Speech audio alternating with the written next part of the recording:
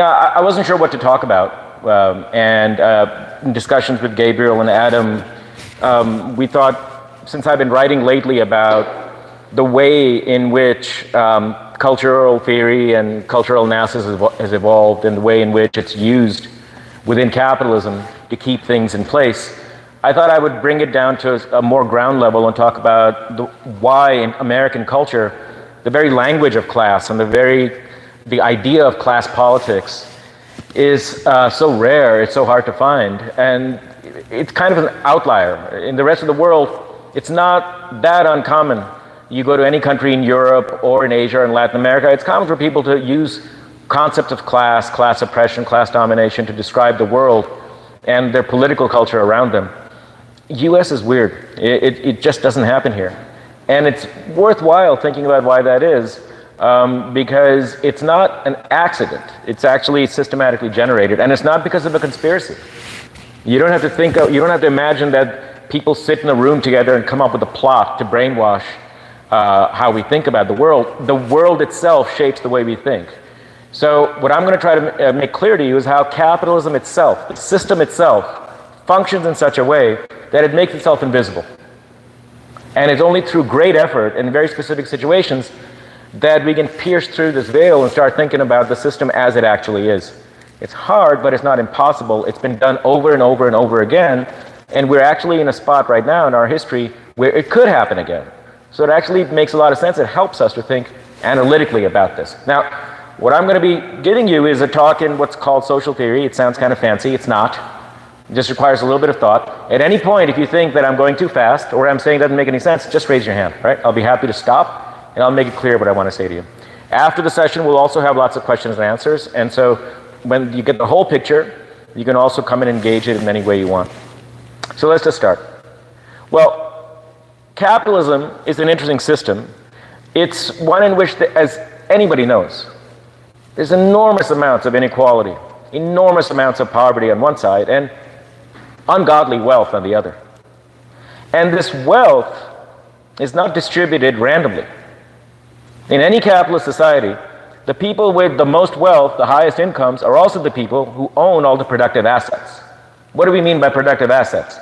All the factories, all the hotels, all the banks, all this business. The people who own that also have all the money. On the other side of it, poverty is not distributed randomly. The people who are poor sections of society happen to be the ones who do the work for the richer ones. So the richer ones, the people who own the assets, get their wealth by employing the people who create the wealth. And so there is this kind of a conflictual relationship between them. I'm going to employ you to produce something for me, whether it's a good or a service, and I make my profit by charging more than what I paid you. And the way I maximize my profits is by trying to keep my costs, which includes your wages, as low as I can. I keep those costs as low as I can. I jack up the selling price as high as I can. So that means that every time I'm making a profit, I'm making the profit by making sure that your wages are less than what I could have given you if we shared it equally. Now, potentially this means there's a conflict between the people who work and the people who manage the work, the people who own the stuff. And you would think that because there's this potential for conflict, and because people who are poorer could get better wages for themselves, better pay for themselves, if they cut a better deal with their employers, and they forced their employers to give them better work conditions, better pay, you would think a system like this would be rife with conflict. That working people would constantly be out demanding better wages. Because after all, what does it mean when your wage isn't high enough? You don't have health care. You don't have rent to pay. You don't have a car to get to work. You don't have child care for your kids. Your entire life depends on how you do at work. So you would think there'd be lots and lots of demands. And of course, when workers make those demands, they have to target somebody. They have to make the demands to somebody. And that's going to be their employer. So in making those demands, they would put those demands in the language of class. They would craft a kind of conceptual vocabulary in which they're saying, we're poor, you're rich. We're getting screwed because you're screwing us. Those of us on the receiving end should be banding together. We have to come together, use what power we have. And you've seen this in the history of capitalism. You saw it across the early 20th century. You saw it when the revolutions occurred in Russia and China. You also saw it when you had the New Deal in the United States. The New Deal was brought about by millions upon millions of workers banding together and demanding exactly this. Exactly what I'm talking about. So we know it can happen. But the odd fact about capitalism is that such demands and the broader culture that is shaped by those demands, so that the culture incorporates problems of class, class identity, class rights, these tend to be quite rare. And they only come about under certain very specific conditions. The more typical situation is that for the culture to stress and uphold other forms of identity. Racial identity, ethnic identity, gender identity, national identity, things like this. And for the culture to stress the importance of the individual effort, individual virtues and values, not to stress how the very structure of the system puts some people at an advantage so that their wealth can come at the expense of those who are working for them. So the question is, why is that? Why is it that in capitalism, this language of class and the culture of class tends to be so hard to find and only comes about under certain conditions? Well, we know that it's not given from God. We know it doesn't drop down from the heavens. When the culture of class comes about, it has to be built. People do it. People construct it. So to understand why it's rare, we have to understand why the people in capitalism either avoid and obstruct the language of class from coming about, or find themselves unable to do so. All right, so who are the people we're talking about? Well, I've introduced two main actors in this drama. Employers, capitalists, and their employees, workers. So just for a second, since these comprise the vast majority of the population in any capitalist country, when we talk about them, we're talking about most of the people in any capitalist country. So let's just confine our attention to these two. So what incentives or what constraints might they have which either incline them to obstruct class politics and the language and discourse of class, or what constraints might there be that make them unable to do so? All right, well, let's start with the capitalist class. Capitalists, obviously, it should be clear, don't have much of an incentive to encourage people to think in class terms. Why? Well, because they're the winners in the system. If I am systematically treating you badly because of all the advantages I have, because of my class situation, I belong to a class, and by virtue of belonging to that class, I'm able to sustain myself and extract all the wealth for myself, the last thing I'm going to want to do is get you to think in terms of class. Capitalists themselves, therefore, you'll rarely see using the language of class. You'll see them using the language of virtue, hard work, of brains and brawn, biological, evolutionary theory, some kind of Darwinism, that yeah, I'm rich because the rich may get to the top, the smart may get to the top, the smart get wealthy. I'm rich because I worked hard, not because there's a structural advantage I have over anybody else. Capitalists rarely use the language of class in private conversations, and in public conversations, never. Because they prefer for such concepts not to be in common currency, so does the media. Why? All the media is corporate media in a capitalist society. All the media is owned by private firms. And these days, the firms that own the media is just a small part of their overall portfolio. They also make their money through various other things, through finance, through online social media, et cetera, et cetera. So for them, it's not just that that as owners of media, they don't like to use the language of class. They're actually owners of everything else too. And if their media outlets start talking in class terms, it's going to affect the owners in a variety of ways, because it won't just be their media that suffers, it'll be all their other holdings that suffer. So you see a very tight grip, not in a conspiratorial fashion. Media owners don't come together and conspire and say, let's make sure nobody talks about class. Nobody has to tell them. They just do it because it's rational. They do it because it makes sense for them. So the capitalists themselves are not going to be the ones that encourage people to think in class terms. The only ones who are going to do it then are the workers. Okay, workers have an interest. They have a good reason to pinpoint the source of power in a modern society, ownership by capitalists, and their own domination by those people, because workers are the ones who do all the work for the employers.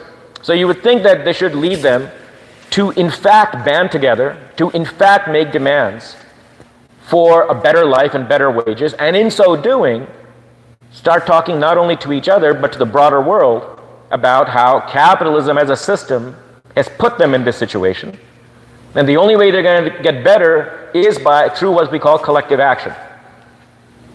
Through organizing together, through banding together around their interests as poor people, as working people. When you do this, you are engaging in the language of class. When you point your finger at the boss and say it's the boss who's keeping in this position, you're using the language of class, of exploitation, of class conflict, of class struggle, and all these sorts of things.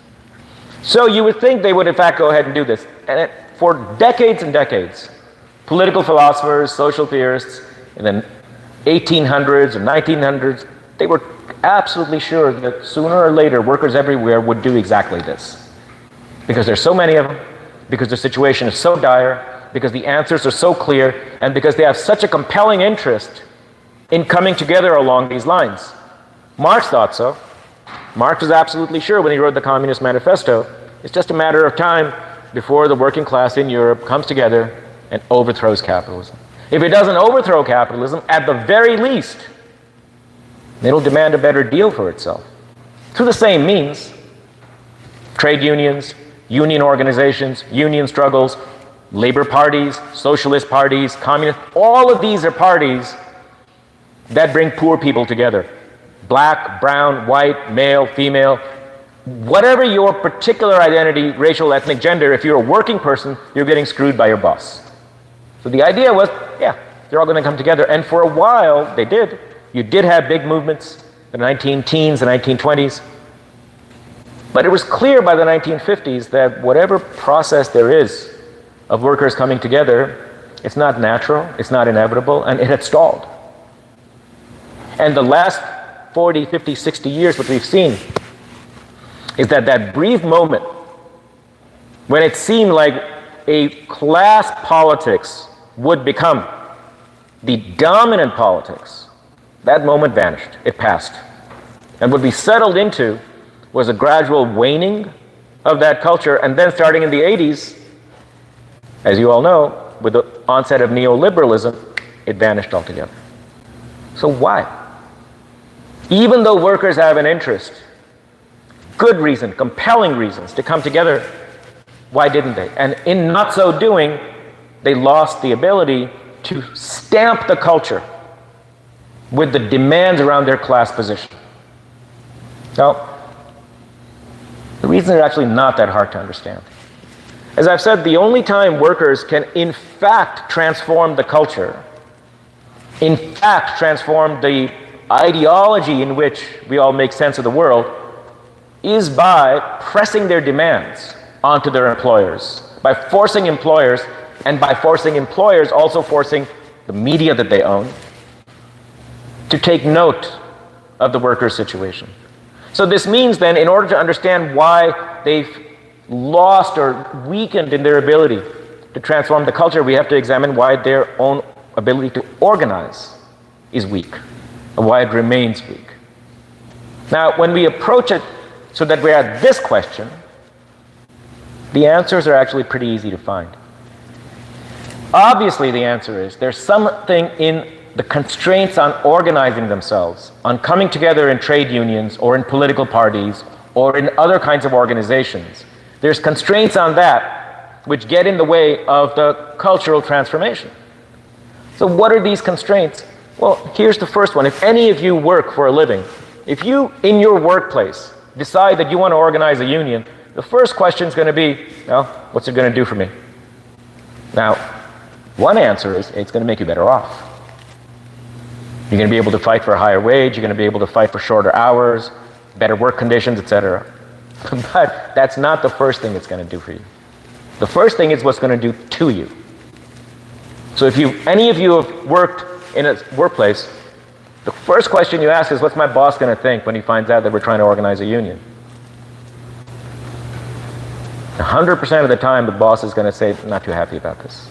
Because obviously, they make their profits by keeping costs as low as possible, and your wage is their cost. Secondly, they have power over you. They're the ones who employ you. You have the right to be employed only so long as they are willing to grant it to you. Now, if you're in that situation and you know a union would help me, but you also know that that's downstream, the first effect is that it's probably going to get to my boss's ear and piss him off. The most predictable outcome, if you're trying to join a union or organize a union, is you're going to get fired. So every worker everywhere understands two things. Their employers have a very direct interest in preventing any efforts at organization. And secondly, they have the power to fire anyone if they find out that that person is trying to trigger or bring about such an organization. That means the first obstacle for workers to try to bring themselves together to press their demands on their employers is the power of the employer himself, which is an amazing catch-22. You need to band together to make demands on the employer, but in so doing, you will become the victim of the employer. Because you're already a victim, you now become a larger victim. So the first constraint is you'd rather you know that you're going to get fired, and so your reasoning is, it's better to have a shitty job than to have no job. In America, compared to most other countries, it's not just that it's hard. Labor law makes it virtually impossible to organize a union in those situations when bosses decide they don't want one. Labor law is structured in the United States in such a way that it amplifies all the advantages employers have over their employees, whereas in most other countries, it's set up to protect employees against the wrath of the employer when they're trying to organize themselves. In fact, in the United States, when employees try to form a union, in those instances where the employers decide we don't want one, when employees try to have an election for having a union, they lose 90% of the time. Employers are able to win and undermine organizing drives 90% of the time.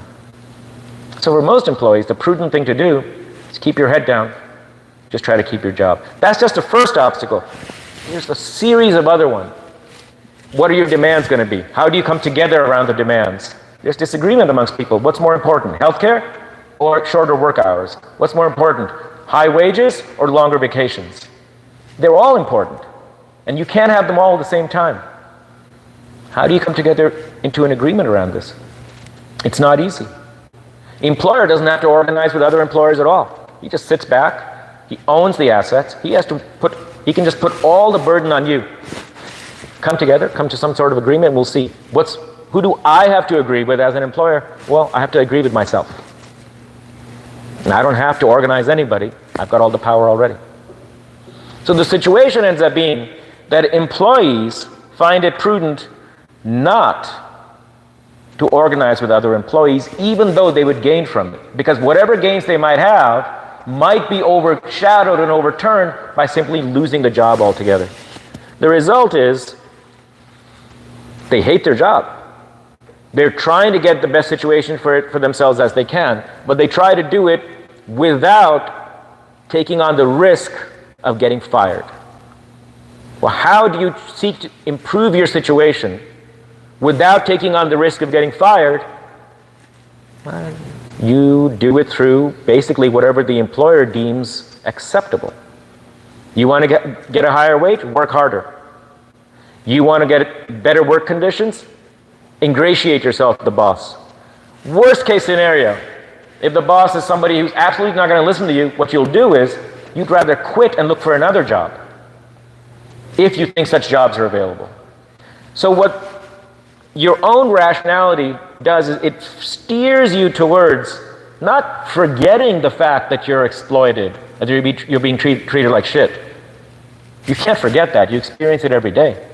It steers you towards how you express your anger, which is through individualized ways, atomized ways, You do it alone. You don't take the risk of collective action. This is what it means to be a worker in America. Workers in America hate their jobs. 80% of workers say they hate their jobs. Yet only 6% of them are unionized. Why? 70% of them say we'd like to be in a union. 70% say we'd like to be in a union. Well, either they're dumb as shit, or there's something preventing them from organizing themselves. That's the fear. That's the fear of the employer. And so you turn towards individualized forms of resistance, not collective ones. Now, that's the first consequence of their own class situation and how it prevents them from collective action.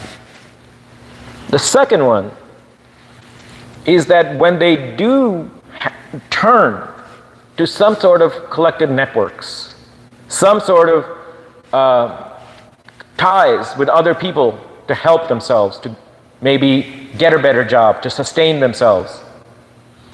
It's the ties and the networks that are already there, which they don't have to create from scratch, and which employers don't have a problem with. Well, when you're a working person and say you're out of a job, or when you're a working person and you fall sick, and you don't have money for health care, or when you need somebody to look after your kid while you go to work, who's it going to be? It's going to be your family, it's going to be your neighbors, and it's going to be your extended family, your cousins, your second cousins. Well, in a country like the United States, kinship networks, neighborhood networks, neighborhood associations, these tend to be ethnically segregated and racially segregated. White people hang around white people, brown people around brown, black around black. So if you're relying for your material well-being on pre-given networks that you already have, and every worker has to. You can't survive on your own. When you're out of a job, you take loans from your friends and family. When you need somebody to babysit your child, your neighbors come over. When you need a loan to get through hard times, you seek your cousins. Every working class person has to do that. What it ends up doing is, on the one hand, your fight against your boss is carried out on an individual level, but then in your social ties, instead of a trade union or a working class organization being what you rely on, you fall back on ties of kinship, ties of ethnic solidarity, racial solidarity, and that ends up strengthening non-class identities. Identities around ethnicity, race, nationality, things like that. So the worker's weakness vis-a-vis his employer ends up doing these two quite remarkable things. On the one hand, their economic identity becomes individualized. How I behave at the workplace, how I see myself bettering my situation, how I see myself gaining access to very difficult goods, all of that is going to be through individual action. And even the way I express my anger, you know what the number one form of resistance is in American workplaces, if you read the industrial relations literature? It's absenteeism. There's nothing else I can do, I just won't show up at work. That is more appealing than fighting for something better with my coworkers. So my economic identity becomes individualized, which means it's not just that I will carry out my actions around my interests in an individualized way. My entire sense of the universe starts to change. So on the one hand, it's easy now to think, I can't change how the economy works. Because in fact you can't. It's true. If you're taking your bosses on at an individual level, you'll never change a thing because the boss is always stronger than you. He will give you exactly what he thinks is compatible with profit maximization, nothing more. If you keep asking for more, you're out on your ass, you're fired. So it's easy to start thinking, you can't change the system. It's a kind of cynicism. On the one hand, therefore, it breeds a sort of cynicism about the economic structure, about how class is, and all that sort of thing. At the same time, it's easy to internalize that if I am not doing well, it must be because I'm not A, working hard enough, B, have the right job, C, have the right education. Why? Because these are the only things that work anyway now for you. Since these are the only things on which you can rely, you focus on them as what you can toggle. to change your situation, and therefore what is responsible for your plight. It must be because, yeah, it's my own fault. I got no one else to blame but myself. I didn't work hard enough. Yeah, he's right. I'm absent all the time. Of course he's not going to give me a promotion. I'm skulking all the time. You internalize that stuff. So you essentially become a reflection of the boss's own way of thinking about you. In the economic sphere, therefore, individual attitudes, individualized modes of expression become quite common. And what is that? That is the opposite of class. Your perception of yourself, your perception of the world becomes a non-class perception because of your own weakness.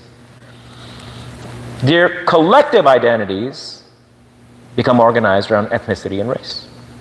Because this is how you sustain yourself against the forces of deprivation, of poverty, against the insecurity that the market imposes upon you. So in capitalism, in a particular variety of capitalism, where you don't have trade unions, you don't have a labor party, you just throw workers in it and say, fend for yourselves. What you should expect to find under normal circumstances within the working class is not a class identity, because of what I just explained. Is not a sense that there's a problem with the system, that it can be changed, that we just need to come together. What you should expect to find is very deep cynicism. I can never change this. The world is what it is. A tendency, therefore, to naturalize the economy and not even think about it. You don't think about things that are absolutely unchangeable. So the cynicism breeds a sense that the economic world is a part of the natural world. Just like there's laws of physics, there's also laws of the economy. And part of the laws of the economy is there's rich and there's poor. There's nothing I can do to change that. You should expect to find a deep sense of anxiety and frustration amongst working people, because even though they are naturalizing the world, that world is crushing down on them every day. They can't make their rental payments. They cannot go to the hospital when they're sick. They can't get decent childcare when they're going to work for their children. There's enormous anxiety and frustration because whatever little they have, they could lose tomorrow if somebody else takes their job. You're always on the edge. And thirdly, you should expect to find them clinging to whatever collective networks, whatever sources of support they have, which will tend to be racial and ethnic. You should expect to find, therefore, poor people who, because of their constraints, simply don't have the language of class available to them. So you have a culture in which people at the top have no interest in developing the language of class, and they obstruct it when they can. Their servants, which is professors, journalists, media people, play the same game because their own well-being depends on their employer thinking well of them, and their own class aspirations are to enter that class one day. And at the bottom, it's not that people obstruct the language of class, it's that they're constrained from developing it. So the natural culture of capitalism is a culture in which the language of class is absent. That's America. Now, a couple of 2 or 3 important conclusions that come from this. One is, it means that you should only expect to see class culture under some very specific conditions. The politics of class, the language of class, the discourse of class. When? It's when workers manage to overcome the constraints that in normal times overwhelm them. You will never see capitalists doing it. I don't know of any instance where it's happened. It's going to come from below. It's going to come from workers overcoming this. How? Through building the organizations which show them that collective action is not only possible, but that it's the only real route to real improvement in their conditions, in their working conditions. So class culture takes off when class organizing takes off, when the organization of the classes take off, which is why we are today in a culture that's completely absent. There is no working class organization in the United States. It's a culture in which corporations and corporate entities completely dominate every single institution and imbue every single institution with the ethos that is natural to the capitalist class. This is also what is at the root of what we call the culture wars. You've all heard of the expression the culture wars, right? Now, what is the culture wars? No? Okay. It refers to how Democrats and Republicans fight over just basically social issues, not economic issues, on how all the political language is about words, about how people talk to each other, about concepts that they use, et cetera, about anything but economic issues. Well, what is the reason that American politics is organized around the culture wars? It's because they're effective. They're effective for two reasons. One is, when Trump goes out and gives a speech to working class people saying the liberal elites hate you, they want to take away whatever you have, they talk to you as if they care about you, but they don't. The reason it works is he's feeding into the anger and the frustration that working people have around their everyday insecurity and the feeling that not just their employers, but the universities, the media, the newspaper outlets, the television stations, they all look down at us as working people. And Trump is feeding into that anger. In England, when the British working class voted to exit from the EU, why did it do so? It wasn't because it's racist per se, it's because it saw the influx of goods coming out of the EU, those goods undermining the factories where the British working class worked and thereby throwing them out on the streets. In the United States, where's all the anti-Chinese sentiment coming from? It's this idea that it's the Chinese who are flooding American markets with their goods and they're taking away our jobs because of it. Where does all the anger against the immigrants come from? It's the sense that the immigrants are going to come in and this job where I'm hanging on by my fingernails, I'm going to lose even that. So in the culture wars, all the hatred that's directed towards immigrants, towards people from other cultures, which makes a broader kind of a racialized discourse, it's not tapping into some eternal, unchanging racism of American people. It's tapping into a deep anxiety and frustration that they have. That is, if the people coming in were all white, you'd find the exact same result. And in fact, all over South Asia and Africa, it's exactly the same thing. There's no white versus black. There's no white versus brown. In India, it's Indians worried about Bangladeshi immigrants coming in and taking their jobs. In South Africa, they're worrying about black Zimbabwean workers coming away and taking away black South African jobs. And the language is identical. The vitriol is the same. These wars tap into an economic anxiety that capitalism produces systematically. Okay, what is the other reason conservatives are effective in the culture wars? Is that conservatives say, we are trying to uphold your traditional institutions. What are these? It's a family, it's your ethnicity, it's a pride in your ethnicity, a pride in your race. Now that can be quite racist, but it's also all these people have. If you come to a working class family, white or black, and say, I'm going to abolish the family because the family is a site of oppression, they're going to look at you as if you're a Martian. So you're going to say, you're taking away the only thing that I have right now from me. So what conservatives have managed to do is develop a kind of a cultural language that taps into the real anxiety that working people have. And it's beautiful because in these culture wars, since all economic issues are pushed off the table, it doesn't matter who wins. Democrats win, Republicans win, neither of them are taking up the core issues that white, black, brown workers say animate them, which is, I need a job, I need healthcare, I need housing, and I need to pay for my college tuition if I want to go. Completely off the table. So the United States is a very sharp expression of this phenomenon. And when we ask the question, why is the language of class absent? It's very simple. It's because those organizations which push the language of class onto the culture are absent, which is working class organizations. And if you want to see proof of this, the last 5 years is great. It's in the last 5 years that we've seen for the first time in 50 years any kind of return to the language of class. It's only since, I would say, 2015 or 16 that we're seeing this. Why? Two answers. The Occupy movement, for the first time, dramatically brought back class issues, economic issues, And it touched such a nerve in the broader culture, the media had no choice but to acknowledge it. Second is the Bernie Sanders campaign.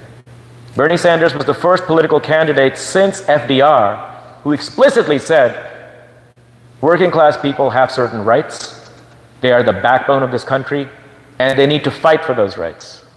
The moment he says that, it triggers a wave of organizing, of which right now, the strike by the United Auto Workers is the most important instance. You've seen strike after strike after strike. It's not a coincidence that it all happened after 2016. Why?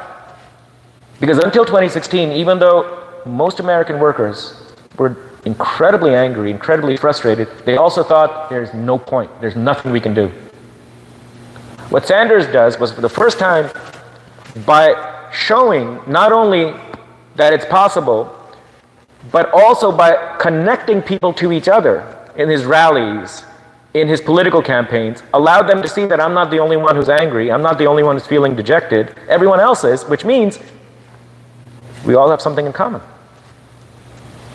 And it is because of that, it's in that instance that you see workers overcoming that cynicism that I talked about, that sense of helplessness, and that cynicism turns into anger, and from anger to resolve. Because there's nothing automatic about organizing. You're going to lose a lot of the time. Resolve becomes the most important factor, not anger. Anger dissipates. Anger can turn into ugly things. Resolve is a commitment. Labor organizing requires that. What we're seeing now, within appreciable chunks of the working class, is a hardening of the resolve, coming from the conviction that if we come together, we can change things, and from the ambition that if we don't change things, there isn't much more time left for humanity. Capitalism is not just destroying workers' lives, it's destroying human civilization through the environment, through the ecological crisis. There is no free market way out of the ecological crisis. There's only a way through some kind of social democracy and perhaps something more ambitious. We're finally, after 60 years in the desert, reaching the point where younger people, and even some of the old farts, are coming around to this realization. Whether it goes any further, we cannot say. It's a very difficult road, but it is the only road there is. And let's hope people of your generation understand that. I wanted you to see if you could talk about some of those other reasons why people do have the tendency to not do what they need to do, in my opinion, in order for us to have a humane, ethical society that's not plutocracy. Thank you. I mean, there are a couple of ways to look at this issue because it's an important issue. In any complex society, you're going to find people with all sorts of different attitudes, different views. And they're going to come from many different places, from their socialization, from the people who they know, from the media, from their own appreciation of where they are and that kind of thing. So for social theory, you're confronted with a daunting task, which is, what are you actually trying to explain? And when we do social theory, the first thing you have to start with is, you want to explain what is called social facts, by which you mean not every particular individual who you come across, but broadly defined tendencies in society. And you start with those. And when you start with those, the second question you ask is, what is the baseline cause of this thing? As you said, there are many factors that produce any social fact, but what's the baseline? So when we talk about people's consciousness, so let's start with the consciousness that I don't want to join a union, right? And you say, okay, that's pretty pervasive, as you're saying. So that's a baseline fact. Now, what's my fundamental explanation of this going to be? You have a choice. You can say, well, you can throw up your hands and go, there's many reasons, which means you don't have an explanation. Because we knew that going in, that there's many reasons. Explanation is when you go through those reasons and you say, here's the important ones, here's the unimportant ones, right? So if you say, I'm going to try to get to what a foundation is for this social fact, you basically come across all of the history of social science can be boiled down to this. There's only two explanations. People have the attitudes they have because they've been socialized into them, or people have the attitudes they have because they're sensible attitudes for their situation. Now, we all know that socialization matters. The question is the socialization, do you think the socialization goes so deep that the socialization as a basic explanation gets people to act in ways that are harmful to them? My view is no. They are acting in ways that are harmful to them probably because they see no other viable choice. But the way they're expressing it might seem like they're doing it because of their ideology. And oftentimes that's because you hate admitting to yourself that I have no other choice. Okay. Analysts quite often come up with their own idea of what people should be doing, and when they are not doing it, say they've been duped. But if you just take the time to talk to people, oftentimes they'll tell you, your assumption about what I should be doing is wrong. So, for example, why don't workers, they join unions? Okay. Generations of socialists said, Marxist says, it's because they have false consciousness, which you brought up. Okay. If you went to a worker and you told him, you know what, you should be in a union, but apparently you're too stupid to know that. The worker would say, man, you don't know my situation. Here's my situation. I'd join a union if I could, but here's my situation.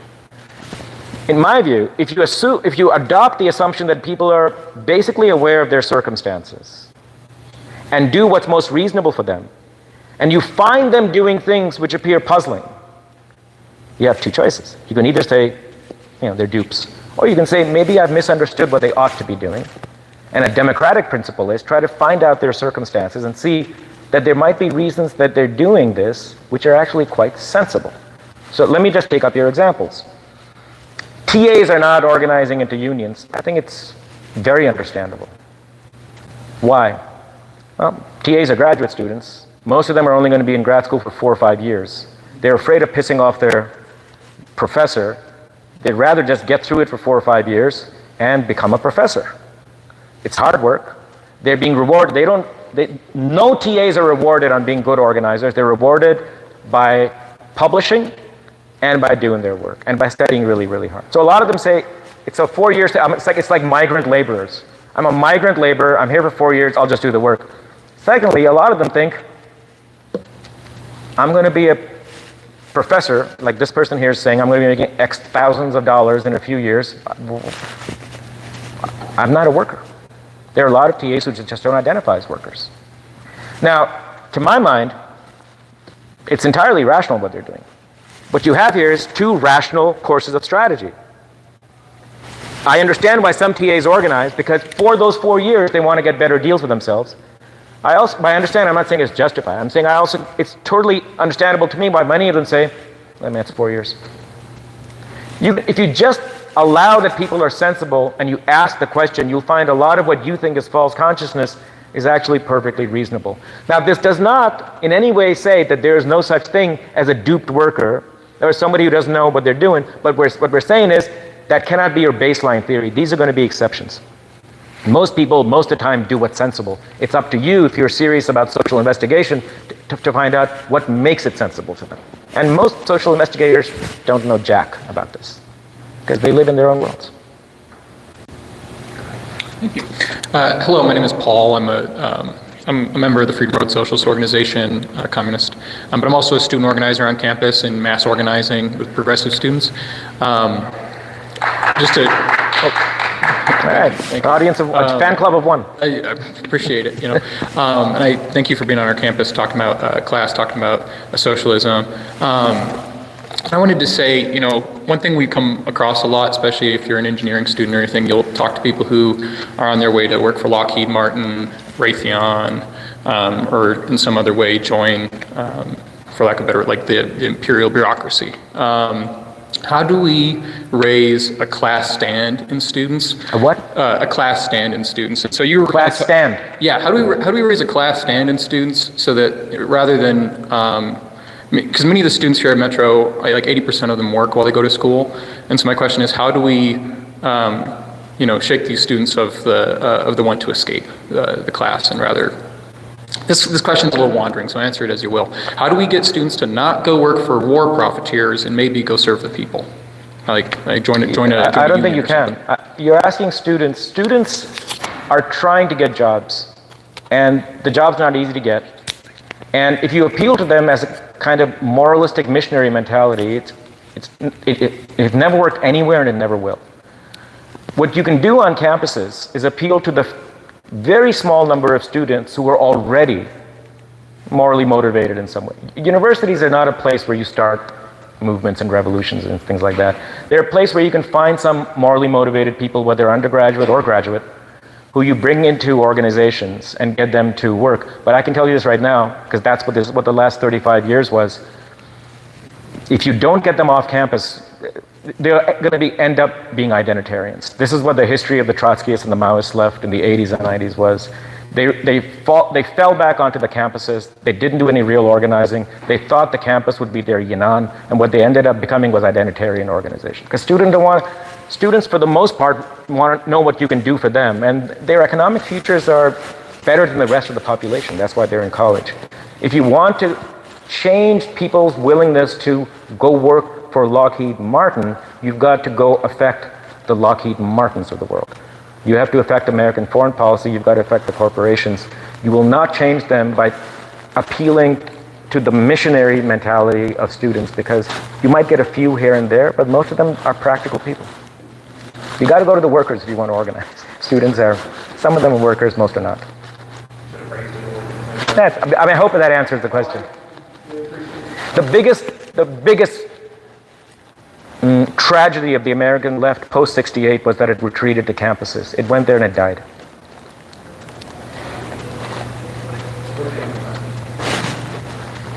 Do you view the system of control that is in a capitalist economy in the same way, or parallel to how in this country the prison system is you stay in line and you follow this rule, and if you step out you're punished? Punishment in the prison system being you're in prison, punishment in the economy mean you lose your job and you're forced to the streets? No, I don't. They're very different. And it's metaphorically, you know, we often talk about capitalism as a prison cage and things like that. If it were like that, it could be overthrown pretty easily, because nobody likes being in prison. And it's easy to get, you know, prison, if it's just coercion that's keeping you in line, you can coerce small groups of people. You cannot systematically coerce the way prisoners are coerced 315 million people. Capitalism sustains itself, not through terror, not through intimidation, interpersonal intimidation, but by structuring people's choices. And that's what this talk was about. Workers are kept in line largely because it's just too hard for themselves to organize. And because of that, capitalists don't have to be like an overseer, be like a warden constantly monitoring them. A capitalist can sit back in his office and say, you want to organize, go ahead, just don't let me catch you. And that's over. So the secret to capitalism is that workers opt not to organize. It's not that they're intimidated through violence or something into not organizing. Can you speak to the difference between production workers and knowledge workers regarding unionization? Yeah,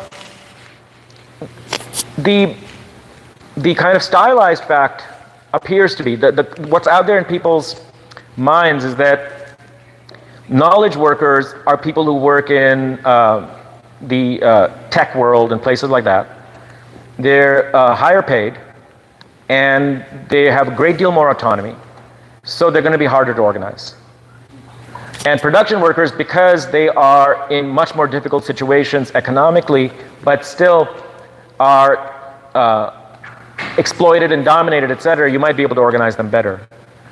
I don't know if that's true. We're going to find out, because what's called a knowledge industry is multi-layered. There's people who are making good wages, but there's also increasingly people who are being de-skilled and who are working in worse and worse conditions. So it's going to come down to what levels of the knowledge industry we're talking about. And I don't think the verdict is out on whether that's a kind of a non-organizing island. So I would hesitate to give a firm argument one way or the other about the political obstacles in those two sectors. Yeah, go ahead. So I specifically asked that question for a reason.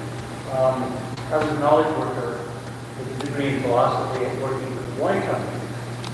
And what we had for many years mentioned about the higher pay, but the power that the knowledge workers had for many years was just down the street from Boeing and Microsoft were just down the street with Amazon.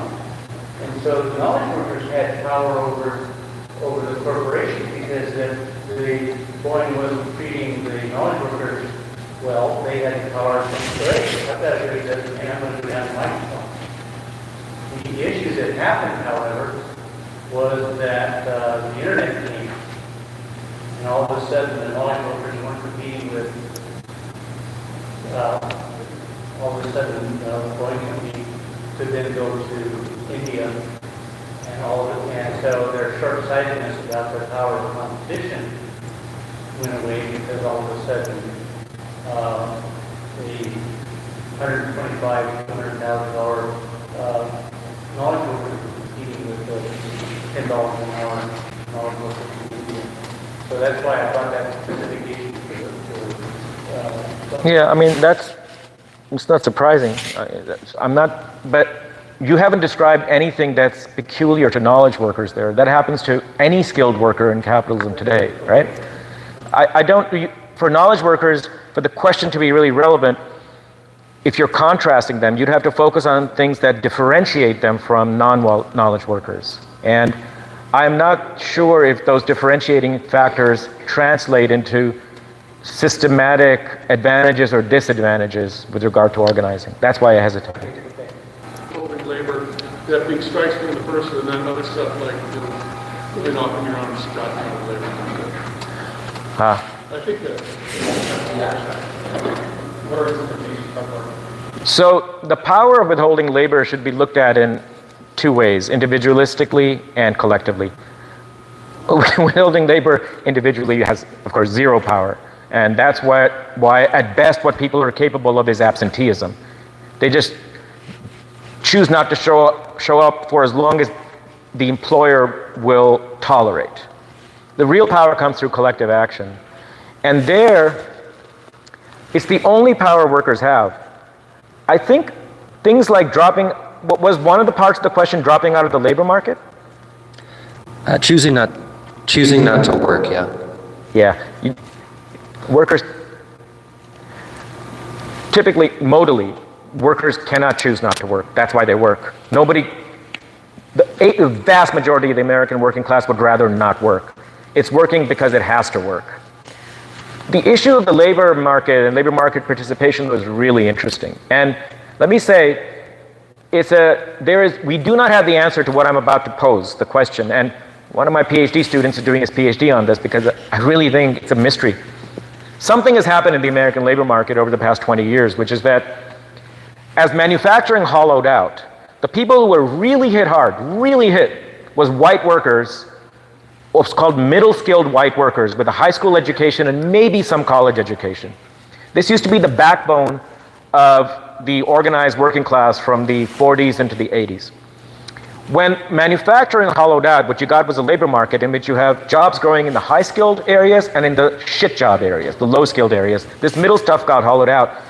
And what's happened is a big chunk of this part of the working class lost its jobs and then never came back. So the United States has the biggest dip in labor market participation of any advanced industrial country. And it's not clear what happened. What's clear is they're not living on air. So what happened? Is it that they're relying on friends and family? Is it that this is just some section of these workers have access to some other means of sustenance? We know that this is the section, this is the base, the demographic group that is the, center of the opioid crisis. It's these guys. Some of it because of injury, some of it because of depression. It's become a wasteland for them. So one part of the answer to your question is the limit to your power by withdrawing labor collectively is that your employers might go away. And now you've essentially struck your way out of a job. And that's what companies tell workers when they're organizing a union. If you organize a union, we're just going to pack up and leave. And that's telling you there's a big limit to what you can do. But the other part of this is some workers who went out and withheld their labor power or were fired as individuals never came back, and we're not quite sure why. I don't know how they're living, and there's a lot of them. So before everybody runs off, let me just make a plug for DeFi. If you want to find out more about our events, visit www.dphi.org.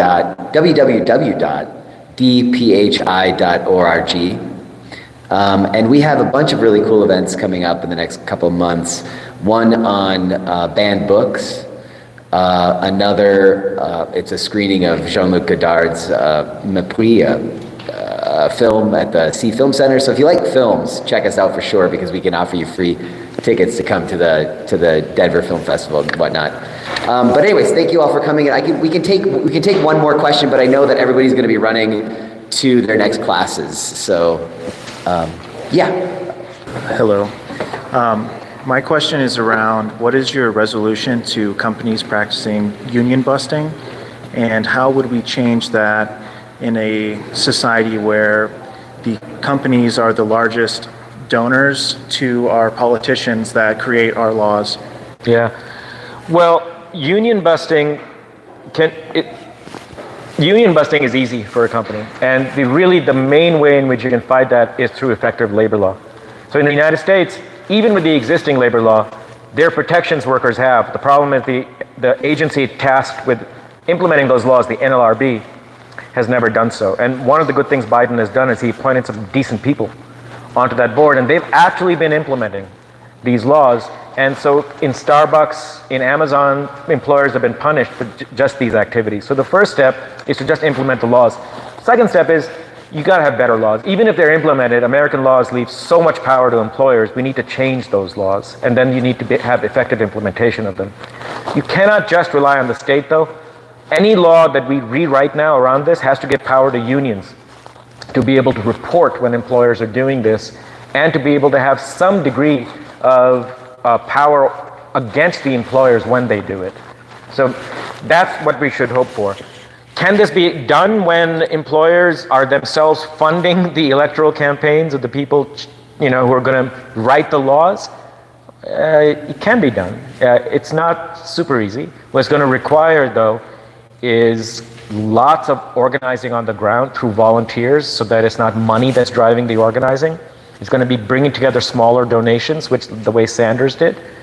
And it's going to require having a political organization party, Frizzo is one, there's others, which have a committed programmatic view towards poor people's interests, and the Democratic Party doesn't have that. The DSA, Frizzo, these are all organizations that are trying to do this. Thank you. Well, thank you so much, Dr. Chibber. Thank you all for coming.